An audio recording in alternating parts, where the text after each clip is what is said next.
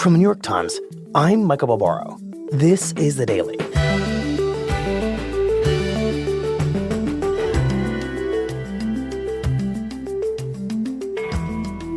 By the time it's over, this year's race for president will cost at least $3.5 billion. Of that, the single biggest expense will be campaign ads. Today, Shane Goldmacher on the story that both campaigns have been telling 30 seconds at a time through those ads.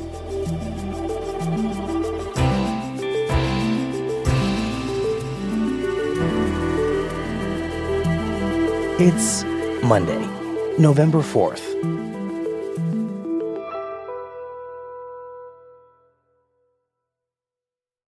Shane, hello. Hello. It's really nice to have you in a room, uncluttered.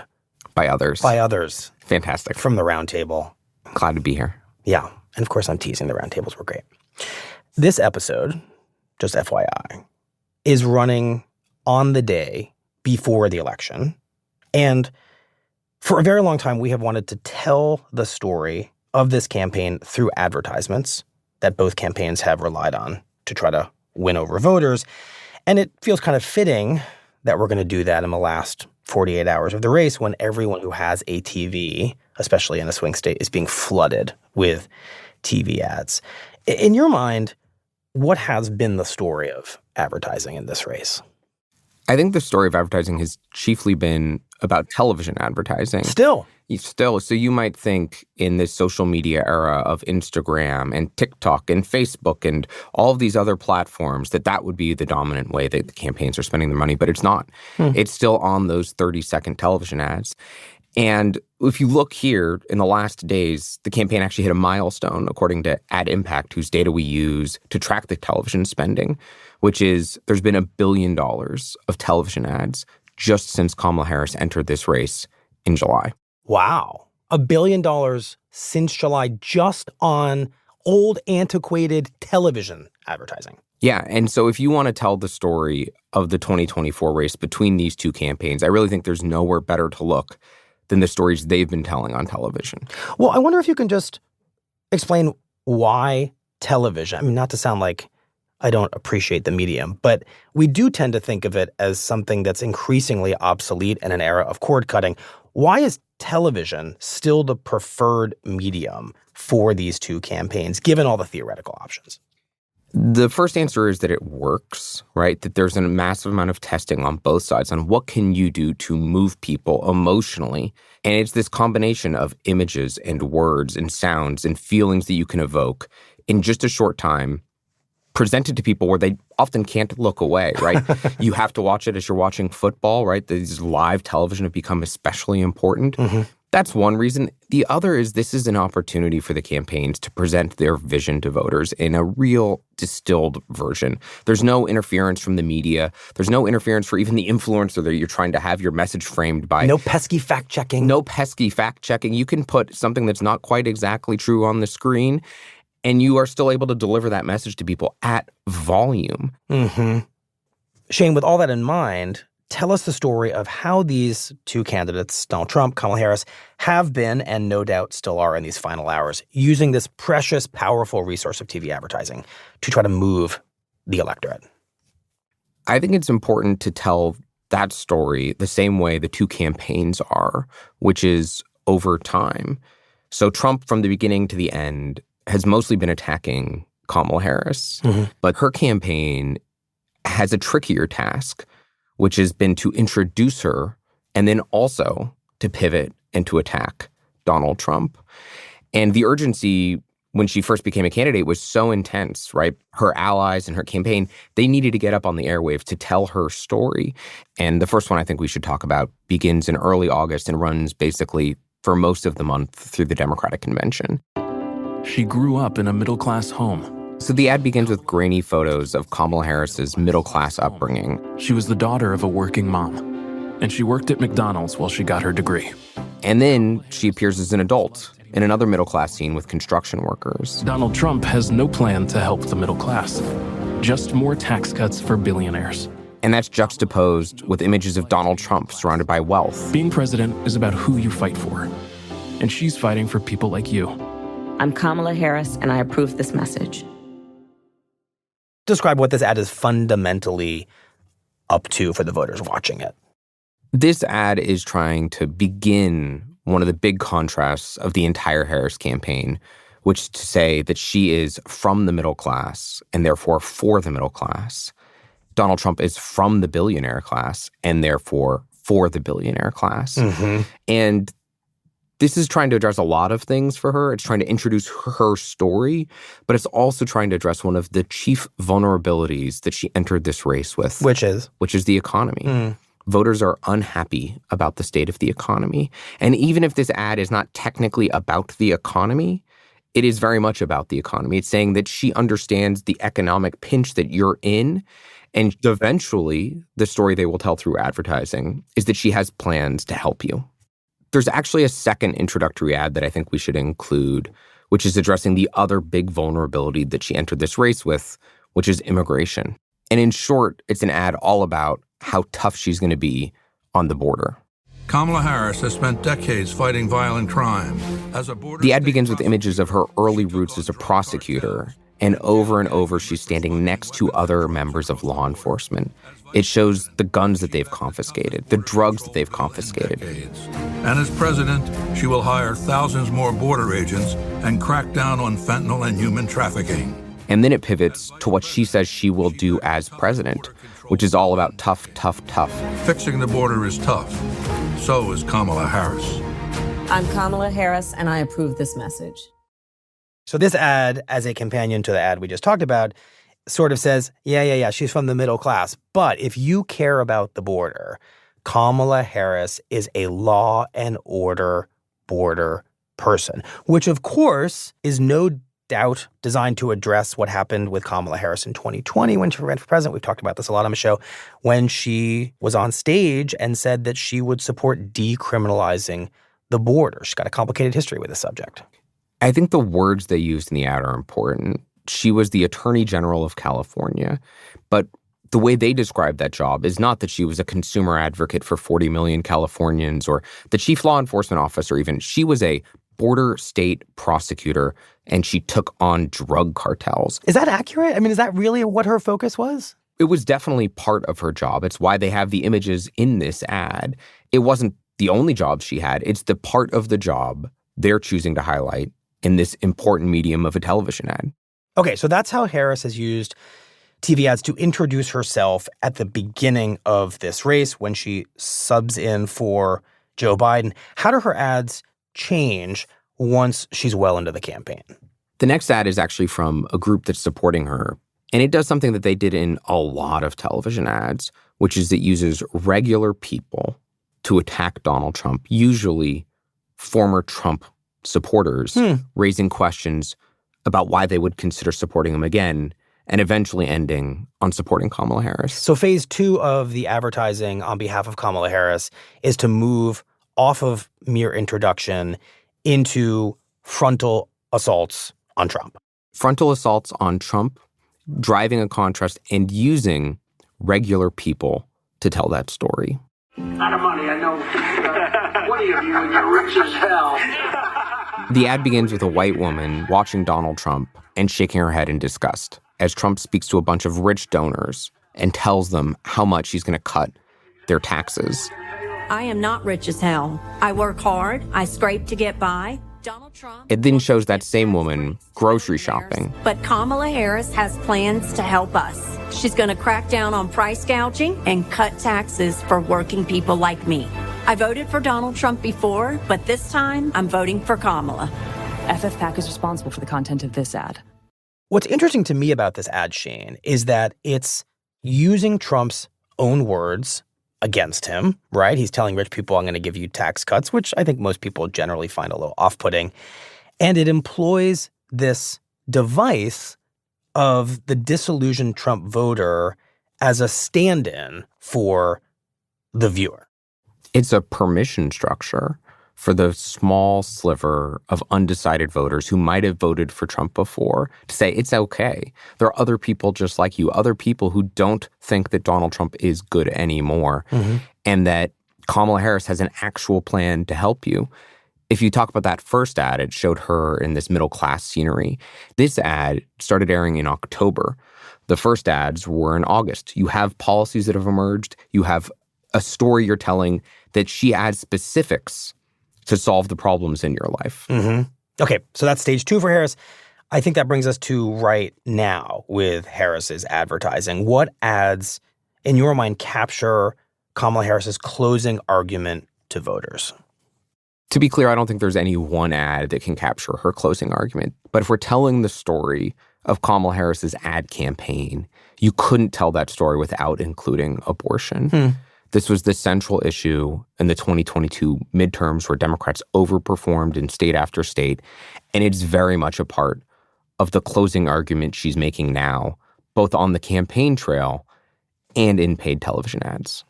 And this ad begins with a close-up of the face of a woman telling a painful story. When I was 5, I began getting sexually abused by my stepfather, and he got me pregnant when I was 12.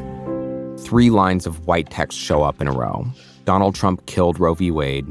Girls and women all over the country lost the right to choose, even for rape or incest. 64,000 pregnancies from rape have occurred in states with total abortion bans. And Trump did this. Women and girls need to have choices. With Kamala Harris, we do. I'm Kamala Harris. The message from the woman on screen, very stark, very simple, is in Trump's America, I would have had to give birth to that baby, that product of rape and incest. And in Kamala Harris's, I wouldn't have had to. That's exactly right. This is the kind of ad that Democrats think can help turn out voters they need, and women in particular, in droves. And it's not the only ad on abortion. There's a whole series of them. But it is one of the important closing messages the campaign is making. Shane, to the degree that you can say, based on your reporting, how effective have these ads from Kamala Harris been? You mentioned that she begins the race with vulnerability on the economy, and she addresses that in an ad. On immigration, she addresses that in an ad. And then she sees an opportunity when it comes to abortion. So to the degree that anything here is measurable, what do we know? The ads are designed to do 2 things, both strengthen your strengths and address your weaknesses. And we can see in polling that Kamala Harris has polled better after hundreds of millions of dollars of ads in these battleground states on the economy against Donald Trump on some of those key questions that they are tracking inside the Harris campaign, like not just who do you trust more on the economy, but who do you think cares more about people like me, which is what those middle-class ads are so much about. She has improved and in some cases is ahead of him. Fascinating. On these economic measures. The power of advertising. The power of advertising. Immigration has been less a focus in recent weeks, and she hasn't closed the gap on immigration the same way she has on the economy. And on abortion, Democrats are already ahead. It's a matter of getting people to think about that issue when they go into the voting booth. So to answer your larger question, yes, absolutely, these ads are making a difference. And we know that not just from polling about the economy, but these focus groups that campaigns hold and where voters are repeating back verbatim the same stories that the ads have been telling. Of course, the Harris campaign is only half the ads that people are seeing.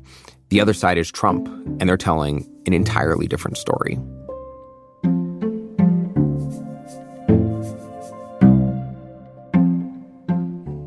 Okay, let's do the second half.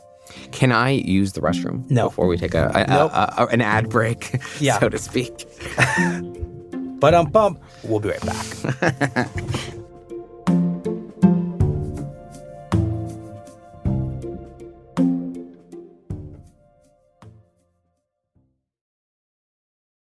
Okay, Shane, let's now turn to Donald Trump's ads and the story that he has been telling through those ads. Well, I think it's worth noting that he's not reintroducing himself to the country after 9 years on his third consecutive presidential No gauzy campaign. ads about the young developer brashly making his way through New York. There was zero of that. There was zero of that. Instead, it was all about Kamala Harris and the candidate she replaced, Joe Biden. And the first ad that I think we should look at isn't one that came out right after she entered the race, but I think is one of the more revealing ones about their attempt to tie her to Joe Biden and the economy. Their Bidenomics led to the highest inflation in 40 years. It begins with an image of Kamala Harris on stage with Joe Biden as he turns looking almost lost. Incomes down, unemployment rising, and a recession now headed our way. Images of economic struggles at the gas pump, warnings about a potential recession. Yet Kamala Harris is clueless. We are very proud of Bidenomics. Bidenomics is working. And it ends with a clip of Kamala Harris herself declaring that Bidenomics is working. Right. This ad is very clearly designed to say, at the precise moment that Kamala Harris is taking over for Biden and saying to the world, you've got a new nominee, Democratic Party and America, this ad from Trump says, no, you don't. You have another Joe Biden. Yeah, I think one of the main battlegrounds of this campaign is about who can better represent change.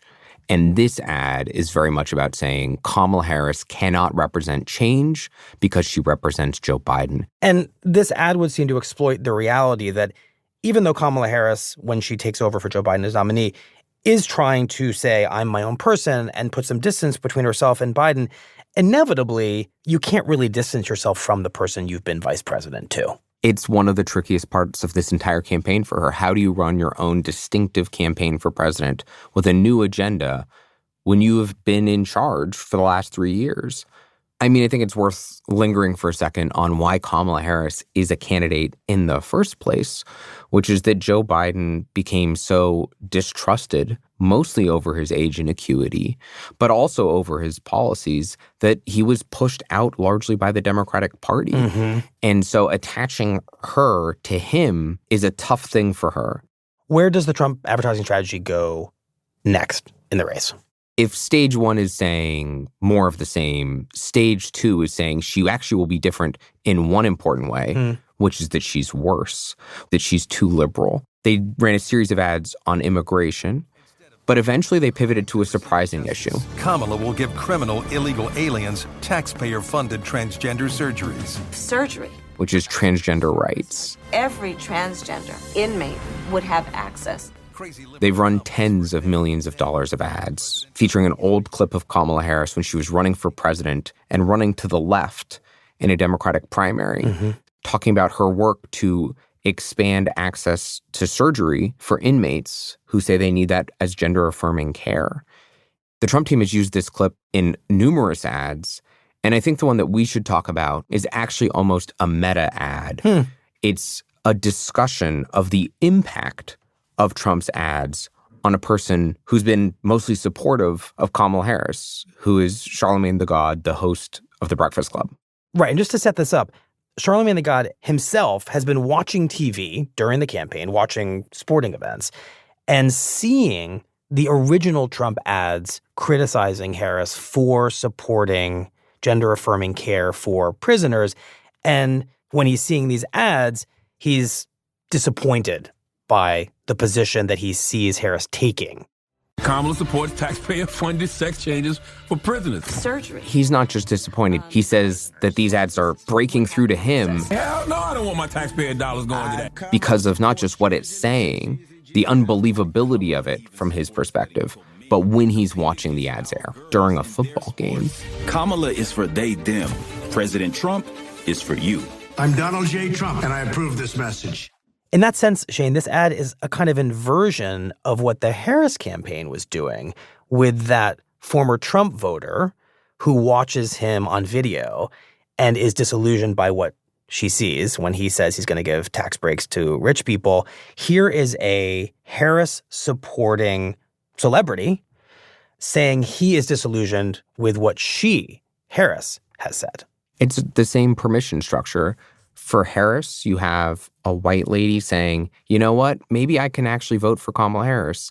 And here you have a black man, a prominent black man, questioning if Kamala Harris is too far left for you. And just to say, if your goal is to portray Kamala Harris as overly attuned to liberal values, which is Trump's goal, this seems like a pretty effective ad and issue to perhaps zero in on. What Trump's advisors and allies say is that this issue of transgender rights works across a swath of demographic groups that they want to win this year. That you see from the use of Charlemagne that it has some resonance with black men, that it codes across the electorate her as too far left, but that it also has a specific appeal to suburban women, to moms whose daughters are playing in sports. They think this is the kind of thing that could also blunt the abortion message that Harris has been using, a counter message for those same suburban women who have swung toward Democrats, and he's hoping don't swing even further. Got it. And Shane, how is Trump closing out his campaign in ads? What are his closing argument ads over the past week or so? Trump is closing this campaign the same way he began, which is talking about Kamala Harris. And the ad that I think is most revealing and most representative uses both some of her words and some real images of the last 4 years to tell a story. A flood of illegals, skyrocketing prices. The ad begins with a very dark, grainy set of images, and then it shows... Would you have done something differently than President Biden during the past? A clip of Kamala Harris herself on The View when she was asked what she would do differently than Joe Biden. There is not a thing that comes to mind. Nothing. And that's when the narrator jumps in and says, nothing will change with Kamala. And it talks about weakness and war and more illegal immigration and even more taxes. Right. And this ad is a total full circle for Trump's advertising, not just because he's focused on Harris, as you said, but because he's once again putting her right back in league with Biden. He started with Biden, he's ending with Biden, and at the core of his campaign is this really old-fashioned question in politics, which is, are you better off today than you were 4 years ago? That's at the center of this, and it's saying, you can't be better, and she's not going to be better because she is the same. Given that so much of the Trump advertising has been focused on Harris, I'm curious how you measure the effectiveness of it. I mean, what he's been up to quite clearly is saying Harris is basically Biden. Harris is not change on any of these key issues, whether it's the economy or immigration, and Harris is left of left. The left of left is the one that I would start with, which is that if you look in polls, on average, voters think that Donald Trump is not too far out of the mainstream ideologically. Rather, a larger share of voters think that she is out of the mainstream than think that he is out of the mainstream. Now, some of that is where voters might have begun in this race, but he is pushed to exacerbate that with these advertisements. And so these late-stage ads, they're also about what are you going to think about when you go into the voting booth? She wants you to think about Trump. She wants you to think about abortion. She wants you to think that she's going to think about you if she's president. He wants you to think about what you don't like of the last few years, that you are unhappy with the direction of the country, that she can't even articulate how she would be different than Joe Biden. Based on how much time you spent with all these ads, do you have either a gut or analytical sense of whose ads have been better? And of course, by better, I mean more effective. I'm going to give you a cop-out, which is I definitely don't know the answer as to whose ads have been more effective. It is true that the Democrats have aired more television ads. That's important to know. In these last weeks, you're seeing record-shattering amounts of money going into television ads, and there is more overall spending for Harris than for Trump. And we keep talking about television ads, but these are also digital ads that are running on devices. And on that medium, her campaign has been far outstripping the Trump operation on spending on YouTube and some of those platforms you can see online. She has run meaningfully more, but I think she had more to do in her advertising campaign. And he's really just focused on her. And in that regard, he definitely had an advantage that he's hoping money's not going to overwhelm. Shane, you and I don't live in a swing state. We live in the non-swing district of Brooklyn, New York, I see you in my neighborhood. And so our TV viewing experience is not representative of what it's like to feel these ads on your TV screen all day long. If you live in Michigan, Pennsylvania, Arizona, Georgia, if you're in one of those states and you watch TV, how many ads are you going to be subjected to today? Endless. I mean, it is back to back to back political advertisements. There are some stations that are running out of space to sell to campaigns. It's so bad in those states that some campaigns, the Harris campaign, has been buying national television ads, and the Trump team too, in order to buy spots that are unavailable to buy just locally. If you want to get on that big broadcast, you can't just buy it in the Philly market or the Atlanta market. You have to buy the entire country. So people have seen some of these ads because the economic inefficiencies, like, you know what, it's worth it. We want to squeeze one more spot into that show. So those are the ads we're going to see. You're going to see it everywhere. Huh. And then, just like that, right? I mean, this is the weirdest part of campaign seasons. The election happens, and all that advertising goes away, and it's back to ads for Cialis and McDonald's and Ford car pickup dealerships. Trucks. Right. And it happens just like that. Yeah. It's over just like that.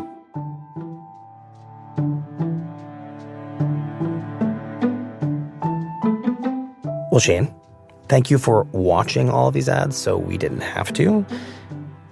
We appreciate it. Thank you.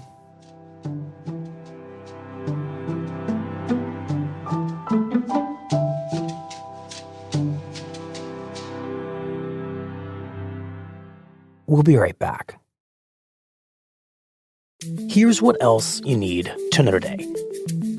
On Sunday, the final Times Siena poll found that the presidential race remains stubbornly deadlocked across the 7 swing states likely to determine its outcome. But it showed that late deciding voters are favoring Kamala Harris over Donald Trump by nearly 10 percentage points. The poll showed that Harris is gaining ground in key Sunbelt states, including North Carolina and Nevada, but that Trump has erased her small lead in critical Rust Belt states like Pennsylvania. Meanwhile, and we got a phony press. We got a lot of crooked people out there. We're fighting like a son of a gun. We're fighting. They are fighting so hard to steal this damn thing. In their final hours of campaigning, Trump doubled down on his false claims of election fraud, warning his supporters without evidence that Democrats would seek to steal Tuesday's election, and claiming that he should have never left the White House after his first term. I shouldn't have left. I mean, honestly, because we did so well. Harris, for her part, asked Americans to ignore Trump's growing claims of fraud. And I would ask, in particular, people who have not yet voted, to not fall for his tactic, which I think includes suggesting to people that if they vote, their vote won't matter. Suggesting to people that somehow the integrity of our voting system is not intact so that they don't vote. During a news conference on Sunday, the vice president said that Trump was cynically seeking to discourage Americans from voting. Everyone must know that their vote is their power to determine the outcome of the election, and their vote will count. It does matter. Today's episode was produced by Luke Vanderploeg, Mary Wilson, and Will Reed. It was edited by Lexi Diao, contains original music by Marian Lozano and Rowan Numisto, and was engineered by Alyssa Moxley. Our theme music is by Jim Brunberg and Ben Landsberg of Wonderly.